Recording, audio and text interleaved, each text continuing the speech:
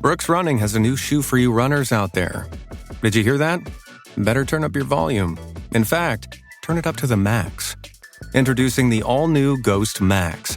It's got all kinds of things to make your knees and ankles feel protected, like Max Cushion, Max Soft Landings with DNA Loft V2 foam, and Max Smooth Rides with their Glide Roll Rocker. Feel better on your run with Ghost Max. Learn more at brooksrunning.com. Maruchan superfans are everywhere. From the busy moms who want to deliver maximum flavor in a flash to dorm room diners who want to put some slurp in their step. There are a ton of copycats you could use, but if you want to bless your bowl, there's only one true Maruchan. Whether you choose instant lunch, ramen bowls, yakisoba, or restaurant quality gold, Maruchan is the only ramen worth obsessing over. Smiles for all. Maruchan. See what all the ramen hype is about at maruchan.com. The kettle's boiled, Vic. Great. Perfect timing. Just a dash of milk for me, please, mate. Here you go. Shall we get started then?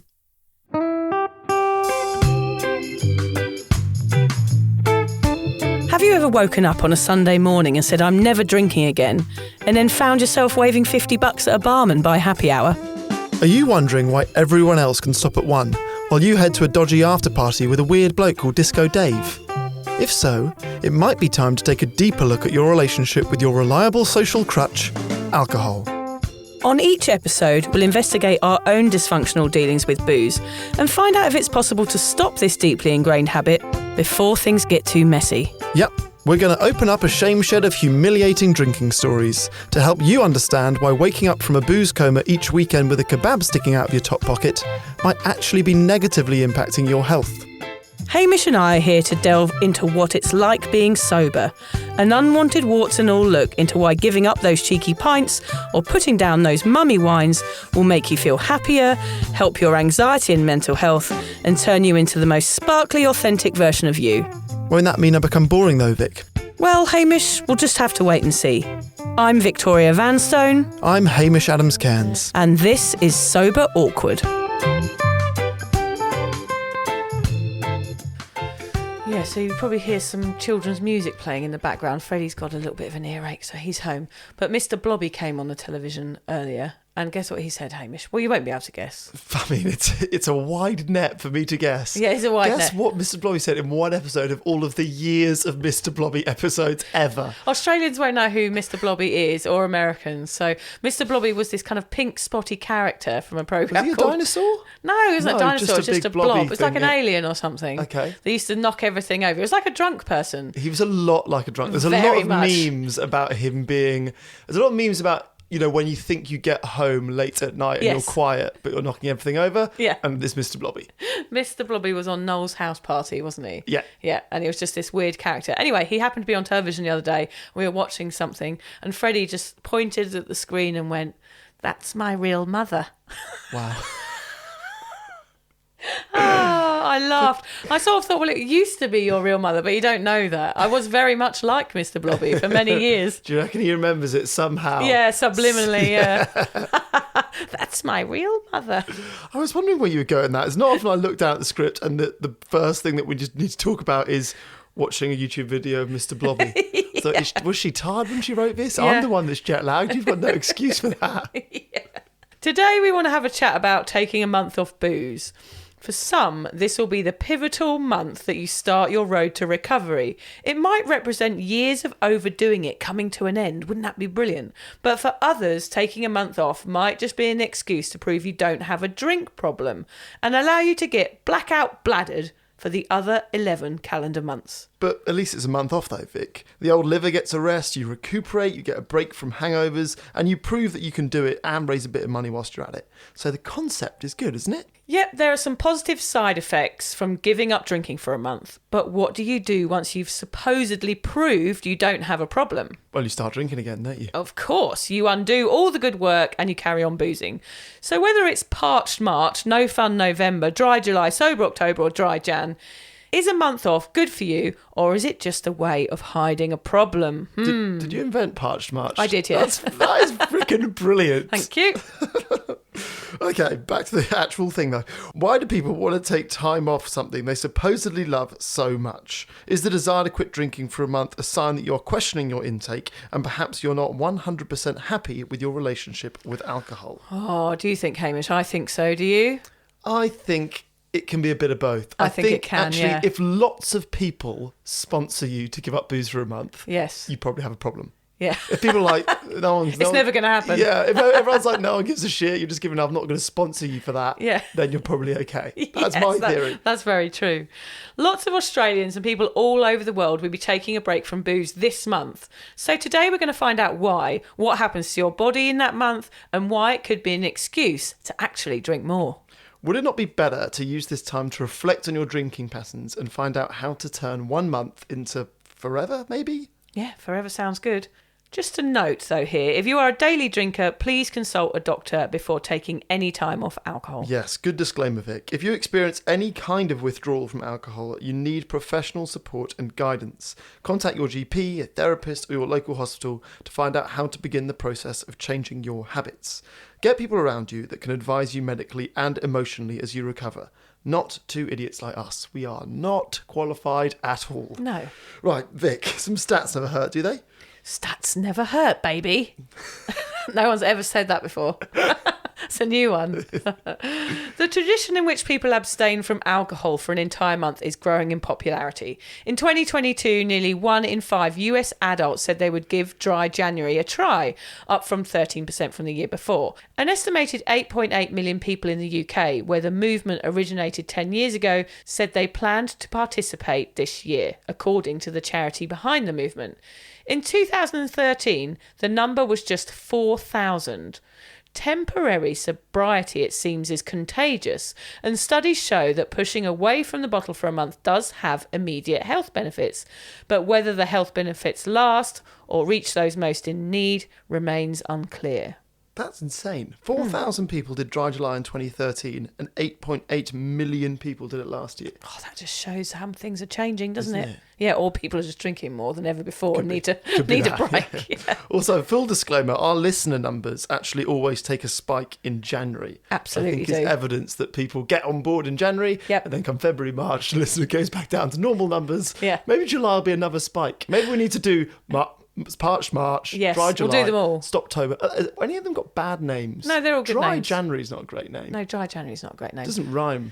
I think it's funny that we always do an episode that we release on the 1st of January, and that is always our biggest episode of the year. Is it? Yeah. And so I think there's never an episode bigger than that. So I think people go, yeah, I'm really hungover, I'm going to go sober, and then they never listen again. Yeah, it's So- weird, isn't it? So really our audience are either people who are sober and confident in their sobriety or hungover people. Definitely. That's who we're trying to get to. Definitely. Yeah, that's so true.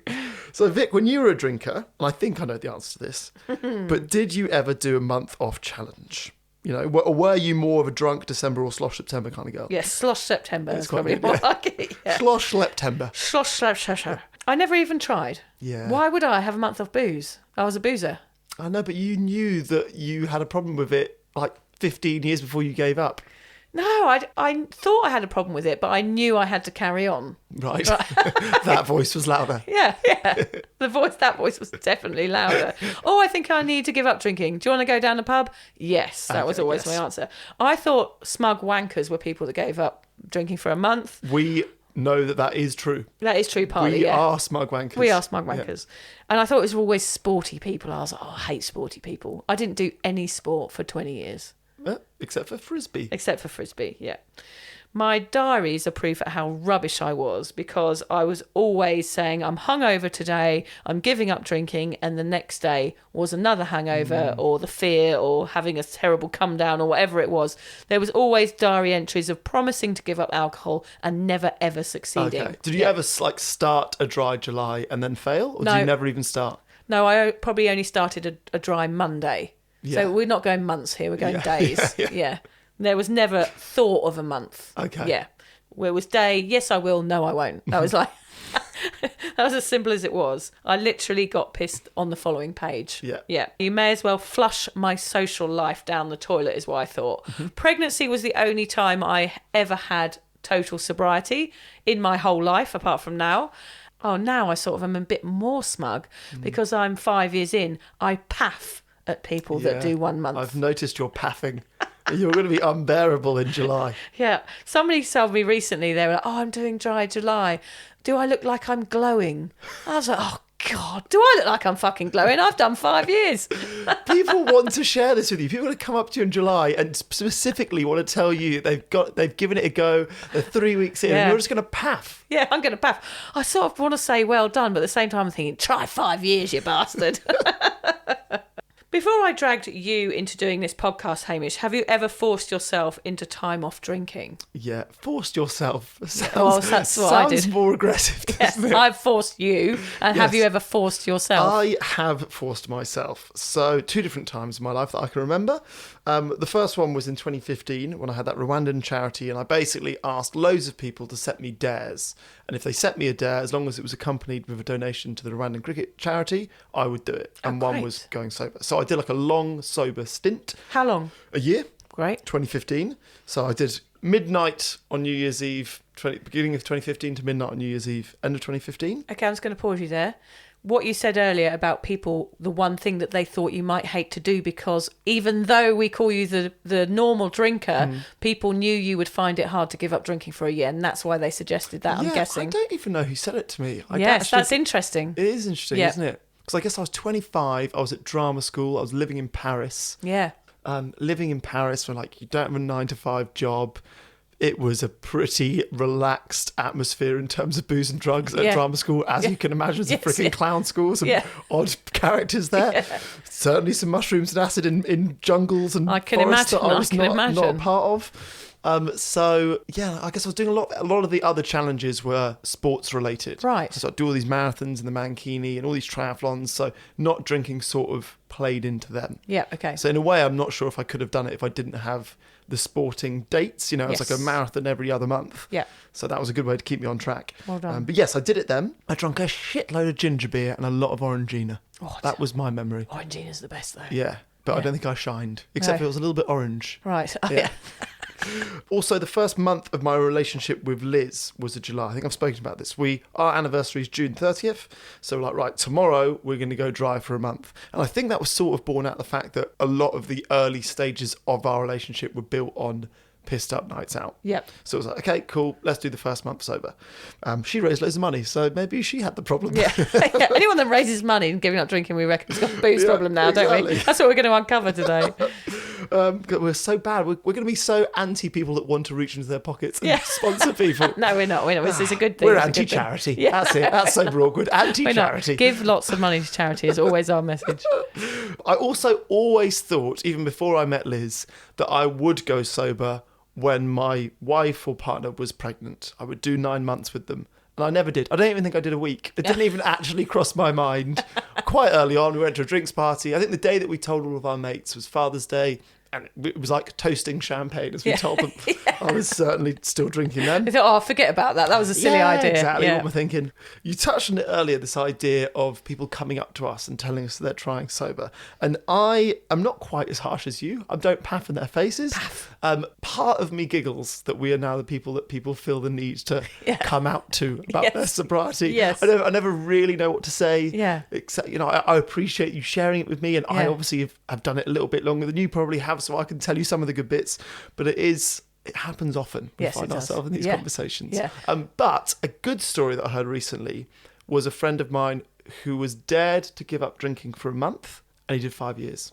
Oh, really? Which is a pretty rare experience. Yes. He said, I don't know, I think it was a bet. And he goes, I don't think I ever actually got paid. Wow. Yeah, to do 5 years off the back of a 1 month bet. I think that's what we're going to aim for in this podcast. If we can hear a few more of those, that is what we're going to try and say. He had maybe one of the great answers to why aren't you drinking, which we've never mentioned before. Oh, yes. And we've done some research on this. Yeah. His answer to why aren't you drinking, why do you ask? Oh, yeah. Quite good, isn't it? Oh. It is, isn't it? It's quite pointed. Why do you ask? Why do you ask? Oh, my God. That is the best one ever. It is, isn't it? Yep. I was so excited when he told me. Yeah.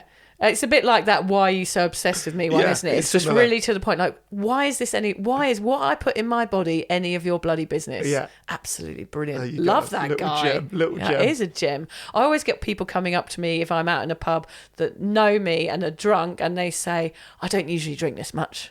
Yeah. I'm like, oh, well done. Yeah. Well done for not normally drinking this much. People just feel like they need to tell me. It's quite sweet, really. Right, we both have different experiences here. Did you take time off because you thought your body needed a break, or was it because you needed to prove you could do it? There's a very important distinction to be made here, though, which was flagged to me recently by a listener. Oh, yeah. So this is the difference between someone who gives up alcohol, who does not have a problem with it, like I did, or someone who gave up because they were an addict and had a real problem with it. And that is the use of the word self-control. Yes, So somebody if picked you up on that, yeah, they did, and it was didn't a they? very fair point. Yeah. So if you gave up alcohol without having a problem, it's possible that it is a question of self-control. You giving up for dry July, or you giving up for a year, whatever it is about control. If you are coming at this from an angle of someone who was addicted to alcohol, self-control does not play any part in it. Correct. And actually even using the phrase self-control is offensive and can be a trigger. It's because it's a blame. It's like you're blaming them for, They're just for weak. the addiction. They which, of can't course, put it down. Exactly, Yeah. which is absolutely not it. So that was a mistake I made, but it's always important to be sensitive to language, I think, within sobriety, because you can rub people up the wrong way if you say the wrong things. So yeah, if you are giving up because you want to, this is a question of self-control, July. If you have a problem, then really it's out of your control, and that's possibly when you need to go and get some professional help. Definitely. Good point, Hamish. If you would like to support the Sober Awkward podcast, we're excited to announce that we've joined Patreon. Patreon is a membership platform which allows you to give back for the content you love. By buying Sober Awkward a cuppa once a month, we can keep the giggles coming and continue sharing our sobriety message. By joining Patreon, you get access to Sober Awkward merch, extra content, special promos and loads more. Just find the link in the show notes or head to patreon.com and search for Sober Awkward. And together we can learn how to feel the awkward and do it anyway. When you went back to drinking, did you feel better about it because you'd shown the world that you didn't need it? Or did you go harder after that year off? So for me, the first drink was a disappointment. Not only was it the end of my year, but also because it was midnight on New Year's Eve, it was champagne. Right. And I was with 20 mates and I had to down it because I was with 20 mates and hadn't drunk for you. Of course, you had to down it. Of Yeah, course, had to. 'cause Yeah. they were watching Otherwise, me. what would have happened? Yeah, I would have exploded. Your friends would have gone, oh, that's a shame. But I don't know if you've ever downed champagne. I think there's a course I reason have. that it's like the worst drink to down, because then you just have bubbles in your tubby all night. I felt bloated. I don't actually think I had a second drink that night for ages because I just felt like I was going to burp all night. Yeah. So it was actually a really bad first experience getting back on the booze after a year. Yeah, that's not good. But I don't think my experience of giving up for a year was to prove that I could. I don't think it was that so much, although I know most people do that. I do feel proud about what I had achieved when I did it. I never took time off, I think, Hamish, because I knew I would fail. And perhaps if I did try, it would have been very clear that I had a drink problem. Okay. Because I wouldn't have succeeded. I would have been organising an anti-dry July party on day 2, probably. So, in fact, by totally refusing to do dry July at all, I was protecting myself from facing my issue. I never realised this until writing these words down yesterday. Yeah. I realised that I couldn't do dry July because I wasn't capable of it, which is a massive red flag, actually, isn't it? We should have mentioned that on our red flags episode. If you can't do dry and you can't imagine doing it because you don't want to give up drinking for a month, then that is a sign that you've probably got an issue. Yeah. I've never actually had this conversation with anyone. No. I've had conversations with people who've tried dry July and failed. Yeah. I've never thought of anyone not even wanting to try because they're so confident they're going to fail that it's going to basically slap them in the face that they do have a problem. Yeah. So actually that's a good reason to try, isn't it? It's actually a good reason to go, right, I'm going to give it a go. And if you can't do it, then that is perhaps a sign that you need to go and see someone or get some help for your drinking issue. Yeah. Because if you can't do a month off, then there's a big red neon sign flashing at you, I think. Or another way to look at it would be to set a really big goal. And then even if you do fail halfway through, You know, if you go, there's no way I can give up drinking for a month. You try it, you do 3.5 weeks. Still better than not trying it at all. Yes. Or if you're going to give up drinking for a year and you do 8 months, Yeah. still better not doing it at all. You're not having alcohol in your body is always going to be better. Yeah. Yeah. But I do think we need to address this idea of failing at sobriety, because I think it can be such a trigger. Yeah. And you feel like, for you saying, if I failed, I would have known I was an alcoholic. Yes. I think lots of people can probably relate to that. I wouldn't have known. I just wouldn't have done it. But if I'd done it and failed, I still would have dodged the fact that I had a drink problem. I'll just go, oh yeah, what's the fucking point in me giving up drinking? I like drinking. Yeah. But I wouldn't have mentally taken it on board because I wasn't smart enough and my head wasn't clear enough to make good decisions. Yeah. Yeah. But I think there is an importance to sort of reframe failing at this or relapsing at this, because really, like we've spoken about in the past, a relapse can be the ultimate motivator to start again and do it better next time. Yeah. So rather than sort of beat yourself up if you don't make it through Dry July or you don't make it through a sobriety challenge, try and use that relapse as a kick up the arse to give it a better go next time. And at least you tried, and you can use it as a stepping stone into your next attempt. Yeah. Yeah. At least it makes you conscious of it. Maybe just don't wait till July next year. Yeah. Maybe give August a crack. Yeah, give that wet August a go. Yeah. Oh, So August. there are benefits to doing Dry July. We're not going to say don't do it, No. of course. So what are the reasons, Hamish, that people take a month off? Well, the first one is fed up with hangovers. Absolutely. Just being hangover free for a month is a relief. You keep calling ex-boyfriends when you're drunk. Yeah. Yes, people need a break from that. Mm-hmm. Or texting. I'm on texting, more yeah. texting. Or sexting. Yeah. Oh, drunk sexting is probably not good, is it? You done that lot? Never. No. Didn't have phones back in my day when I was into that sort of Drunk thing. faxing. Yeah, drunk faxing. Drawings of your boobs. Yeah, or photocopy. Bottom on a photocopier. That's happened before. Yeah.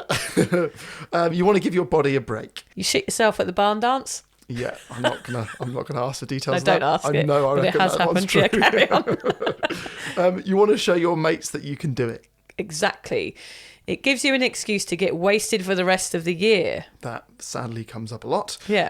Perhaps you're raising money for charity. That is one of the good things about Dry July. I remember my mum actually said, when people dared me to do the Mankini Marathon, she was like, I will pay you £1 more than they are going to pay to the charity to not do the Mankini Marathon. I was like, oh, it is money for the charity. I don't know how to deal with that morally. That's good. Some people do Dry July just to see what sobriety is like. They want to give it a go and they hope that they can see some of the benefits after just a month.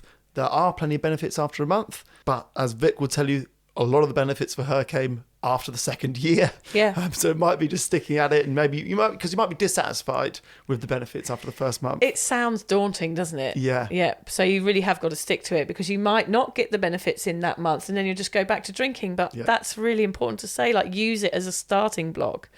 But if we take a closer look at all these reasons, it really comes down to one. They are wanting to give up for a month because they are probably drinking too much. I think that is the reality, but rarely do people ever want to admit to it. Let's have a look at the short-term benefits of having a month off. Yes. What happens to the body when you give up alcohol for 30 days? You may notice an increase in your mental clarity and memory. Definitely memory. Yeah. You get better sleep. Your mood will be generally improved is the hope. Not drinking is scientifically proven to make you happier. You'll get a stronger immune system. Did you know that alcohol can actually make you more prone to getting sick by undermining your immune system, Hamish? I didn't know that. Interesting. A bit more hormonal balance. Drinking can send your hormones into a frenzy. It impacts our endocrine system, which allows our body to respond appropriately and cope with changes in our environment. We're about to do an episode on the menopause and all about that hormonal imbalance. It's really interesting. So, decreased inflammation. Heavy alcohol use can lead to systematic inflammation or prolonged inflammation throughout your entire body. Cutting out alcohol for 30 days or more can lead to a reduction in things like joint pain, headaches, and body aches. You'll get better digestion. Yep, and healthier liver function. And, of course, the reduced risk of cancer. So these are not small things, Vic. After a month, you hope that you'll be feeling pretty shit hot. Yes, but then the calendar ticks over and you go mad. You recompense, necking shots, downing pints, and being the same person you always were. The binge drinking returns and your brain, liver and mood take the brunt of your reintegration into heavy boozing. It seems like a shame to undo all that good work. Think of it like doing lots of exercise for a month, only to do nothing for the rest of the year. Yeah. You wouldn't really get any of the benefits. I also think it's like, I'm going to meditate every day for a month. and then stop forever for 11 months. So you're not going to get any of the benefits. I don't know why we sort of think that drinking, those rules don't apply. Yeah. But yeah, it seems counterintuitive. So you may prove a point and say, look, everyone, I can quit easily. Now, whose round is it? So what happens to the body when you start drinking again after a month off and get pissed up? Well, the research shows, love a research, that taking a month off leads to what is called a boom-bust drinking culture. And when wet August comes around, you binge drink. It's the reward for doing so well. Of course it is. Remember, the brain is going to be searching for that dopamine hit. Research suggests a month off booze has exactly the same effect as a week off. So really, it's just binge drinking stretched out a bit. Is that true? Yeah, that is true. I actually found That's depressing. this depressing and fascinating, this research, because I didn't really know anything about this boom-bust situation. It's a form of functional alcoholism, just like going on a bender and then going for a run the next morning. You're trying to give the impression your boozing is okay by being a functional citizen afterwards, when really you might be hiding the fact that it's out of control. So do you think that challenges like a month off actually encourage alcohol use? It's such an interesting question then, because I believe a dry month is sold as something to be endured rather than an amazing change to be embraced, Hamish. Yeah. It is actually the wrong message, a challenge over a life change. Yes, I agree. At the end, you reward yourself with a big drink and a sigh of relief that it's all over. This totally reinforces the desirability of alcohol, still seeing it as the light at the end of the tunnel, the solution, when really it should be, this is going to be hard, but hopefully it will lead to me never drinking again. It doesn't seem like the notion for 100% sobriety follows on from the month off. I really do question it, Haim. They almost want you to go back to drinking so you can do it again next year. I think they're missing out on the point a bit and not taking advantage of the fact that this could be the start of something amazing. So Vic, we had a look to see what advice the internet gives on how to re-indoctrinate yourself back into drinking after a month off. Always dangerous looking for the internet for answers. Oh, as always I've found. dangerous. As soon as you have a kid, any kind of rash. Yeah, don't ever look up rashes. It's always terminal. It's freaking awful. Yeah. I hope to find articles saying that this was an opportunity for sober life, but all I found was sites with top tips on how to best reintroduce alcohol. First one is a perler. Yeah. This one comes from the Queensland government. We both live in Queensland, Australia. Yep. It says, drink slowly, eat more before drinking, and introduce alcohol-free alternatives. Considering it's probably lots of binge drinkers given up, these will literally never work. And these come from the government. Yeah, drink slowly to a binge drinker. You can't just learn something. It has to be sort of undone your entire history of drinking before you can drink slowly. Should they not be allowed to say that? I don't know. They're trying to give advice because they just know that people are going to carry on. So they have to give some sort of advice, I guess. There was never a mention on any websites of perhaps staying sober after a dry month or visiting the doctor or partaking in another month. The ingrained culture of drinking in society seems to be what this venture relies upon. Maybe the norm should not be given up for 1 month. It shouldn't be a dry January or dry July or a Stoptober. Maybe the norm should be 3 months or 100 days. Yes. Like a proper stretch. Yeah. If you think that's bad advice, we found even worse advice on what to do after a month off. Now, why are we sharing this? I guess, 1, because it's kind of funny, and 2, because you sort of need to be aware of some of the things that people might tell you to do come the end of July. Yeah. One of the ones it says here, Hamish, number 1, is invest in a wine fridge. And what they're saying is there that you will select one bottle and then not have another one if you have a choice over it rather than being out, I think. Absolutely stupid advice. That's the logic. If you've got a wine fridge, you've got loads of wine in there, haven't you? Yeah. We're just going to drink it all. Also, what's the difference to just being a normal fridge? I don't know. It's just because also then you can see, aren't they glass fronted? Because then you can see them all the time, just taunting staring at you. you. Yeah, that's awful. Weird. The next one was learn to sip and savour. Yeah. When have I ever in my drinking ever sipped and savoured? Well, that's what makes me giggle about this one. Who is that aimed at?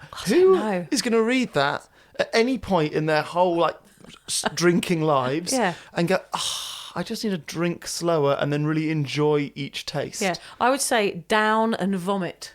That would be more my style of drinking rather than sip and savour. See, I think downing and vomiting is a better way to put you off booze. Yeah. Sipping and savouring, you might actually enjoy it more and then want to do it more. They're so not talking to the problem drinker here. No, I don't of course, if know. anyone's That's stopping, they're generally going to be a problem drinker, aren't they? Yeah. I don't know. It's not problem drinker language. No. No. Buy more expensive bottles. Oh, yeah, thanks for that. I don't have any money. Of course, I'm going to buy the cheapest stuff. I tried that one. Yes, it doesn't work. I thought if I only drink craft beer, Yeah. which is astronomically expensive, Yeah. then I will drink less. No. I think I was just poorer. Oh, you're just poorer, and it's probably stronger, so you just want another one. Yeah. Yeah. And it probably tastes better, so you want another one.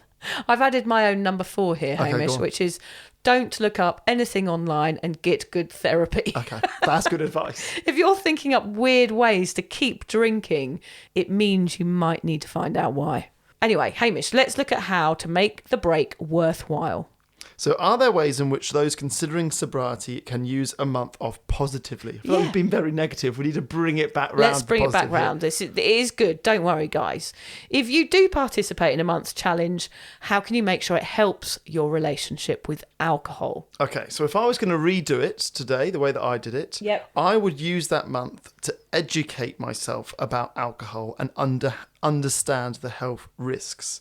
So rather than just not drinking alcohol for a month, Yes. I would read a book, I would listen to a podcast, I would treat it as a subject for a month. We always talk about you get all this time back if you don't drink. Well, use that time in this month to educate yourself about why this is a good idea. And I think if people do that, then it might stick. And it might go to the next month. Yeah, like a project. Exactly. A big life project. Good idea, Hamish. I think you can use it as a circuit breaker too, don't you? Mm-hmm.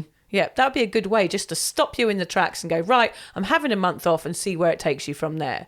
Also, I think it's a really good idea to write down all the benefits you're experiencing. I just did an interview with Rethink Addiction, and that was one of the things I said. They asked, what would you do starting Dry July? And I said, write it down, how you're feeling that month. Yeah. And then if you do drink again, write that down and compare the two. Interesting. Yeah, and see how much better and clearer you are in that month off compared to the month that you're So a drinking. little See what journal happens. A or little diary. journal, even a sentence a day, what is going on with you, and then compare it. That's awesome. Or even the month leading up. That would be a really good idea. So do the month leading up, do June, write a diary for June, and then compare it to how you're feeling. Hang on, we're releasing this end of June. Oh, yeah, start it in September. You're too late. You're too late for your diary. Oh, bugger it. Give up. Use it as a stepping stone into sober life. That's sort of the whole point of this episode. Yes. Is we see it as an opportunity to kick on rather than a 30-day challenge that ends at the end of July. Exactly. We're getting our months all mixed up. We don't know. Make a plan for August. Yeah. Is August after July? Yes. We need a calendar in Is front of this us. like a really smug thing that sober people do? I don't even know the months of the calendar anymore. I don't do Dry July. I'm just dry forever. No, I think it's just sad that we laugh at months. It's got a sad sense of humour we have. Oh, is it August or July? It's ridiculous. It's really basic, isn't it? It's really basic. Make August dry too if you can. Start a course. Have something in place so you don't boom bust. There's loads of good sobriety courses out there. Sarah Rustbatch is one. Yeah. Like I said, use that month to reflect on the role alcohol plays in your life. Use it as a sort of coming out. If people ask you why you're not drinking, you can say, well, I did Dry July and I loved it so much that I've carried on. Yeah. See it as the start of something. I would actually try and book in things during July that you would normally have done with booze. Yeah. So if you're single, go on a date or go dancing or go out to your favourite pub or whatever it is, just as like a reinforcer of, I can do this sober. Don't just stay in all of July and white knuckle it. Exactly. I think you're going to use it as an opportunity to try some things out that you haven't done before. You're not going to be hungover, so the whole world is open to you. There's a number of activities. Scrabble is one, isn't it, Hamish? God. The one thing duller than Wordle. laughing at months. Trying different teas. Try all those board games that have sat in your cupboard for months collecting dust. Snap is available to you. Finally learn how to Rubik's Cube. No, seriously, there are some good things out there that you can do that don't involve word games. You can use this reprieve in a positive way. You can turn Dry July into the best thing you ever did by making it the first month of your sobriety. The app goes on and you start counting your sober days. This is a chance to give your body a break and really focus on why you drink, whether you need it, and to take a peek into what sober life could really be like. I think that's an interesting point. You could actually open an app, because great idea. If you open the app, then you'll be disappointed to stop it at 32 days, whatever it is. Plus, an app is counting days up. Dry July, I reckon people are counting days down. I've got 7 days to go. I've got 3 days to go. So maybe that's another little tip. Yeah, the numbers ticking over is a very satisfactory thing. So so download, I think it's Done Drinking is the one I use. Yeah, mine is Sober Clock. Yeah, Sober Clock. Good name. Or just count, Yeah, or just count on your fingers, and your toes. Yeah. The truth is, if you're doing Dry July, there is a reason. You might not be happy with the role alcohol is playing in your life. This is an opportunity for change, so use it and then take the steps and tools you need going forward into an alcohol-free life. Giving up booze for a month doesn't magically wipe the slate clean. Partaking in Dry July won't negate the effects of drinking more than you should the other 11 months of the year. A 4-week fast won't necessarily give you all the tools you need to improve your relationship with booze when the calendar clicks over for the next month. But it will give you the headspace to reconsider alcohol moving forward. We recommend you do Dry July, but don't see it as just a month off. See it as the start of your sobriety journey. Your journey. Ben, let's start our journeys. That way, all the benefits stay and you get to leap into the life you always wanted. Yeah. Yes. Try and grab someone and do it with you as well. I think that always helps. Doing it with a mate. Yeah, even a group of mates. Yeah. Yeah, well, get people together. You can convince a whole group. I haven't got a group. You don't have a group of drinking mates, though. Mine's more like a gaggle. I was actually, funny enough, this bit totally unrelated, but have you ever looked up all the things, the groups that they're called? Like a gaggle, this a is school similar of to your fish. wordplay chat. Yeah, God, I've been watching too much David Attenborough in the evenings. That's what happens when you get sober. What's the dolphins or whales? They've got something quite funny. A school is good. Is there a storm of something? Oh, maybe. Anyway. It's going to be like a Rapunzel episode all over again. If it's me and Hamish just sat in silence trying to think up words that we don't know. Our life isn't dull, our life isn't dull, our life isn't dull, our life isn't dull. I love it. Do you want to finish on this lovely quote, Hamish? Yes, I will. Okay. If you're not moving away from a drink, then you're moving closer to it. Oh, that's so true. Isn't it? Yeah. We just want to mention on here as well, of course, very quickly, we've got our show coming up in September in Sydney. So go on to Eventbrite or www. Do we still say that, Hamish? So, yeah. Do you still say I don't it? think you have to. I think you just go straight to soberawkward.com and people assume the triple W. worldwideweb.soberawkward.com and buy your tickets today. And if you've got any mates in Sydney, get them onto it because that would be great. We can't wait to meet some of you down there. Or just fly across the world for it. Yeah, we'll fly across Doesn't the matter. fucking world 21st and come September. and see us. Yeah. Yeah, that would be nice. Thank you. I would appreciate that. Yeah. Whoever flies the furthest gets a big kiss. Oh, I was going to give them some sort of merch, but no, sure. don't give them merch. We don't make money if we Can't give them afford merch. that. Yeah, go and buy a T-shirt on soberawkward.com. There you go. Yeah. And then we'll give you a big kiss. I'll kiss the package. That doesn't sound right, does it? If you're a man, I will kiss that your is package. I only did that when I was drunk, Hamish. Thanks for listening, everybody. If you're questioning your relationship with booze, you're struggling to moderate, or your hangovers are causing anxiety, it might be time to reach out for some support. Yeah, just talk to a mate about how you're feeling, contact a local doctor, find an AA or sobriety group. Vic's got one. Yeah, just head to www.cuppa.community. Remember, if you're questioning yourself, it might be time to seek support. Even though this journey can be awkward, it is definitely worth it. And if you've enjoyed the Sober Awkward podcast, don't forget to review it, rate it, and share it with your mates. They have to share it with their mates? Yeah, of course they do. I'm not doing this for nothing, Hamish. Bloody hell. How do they share it?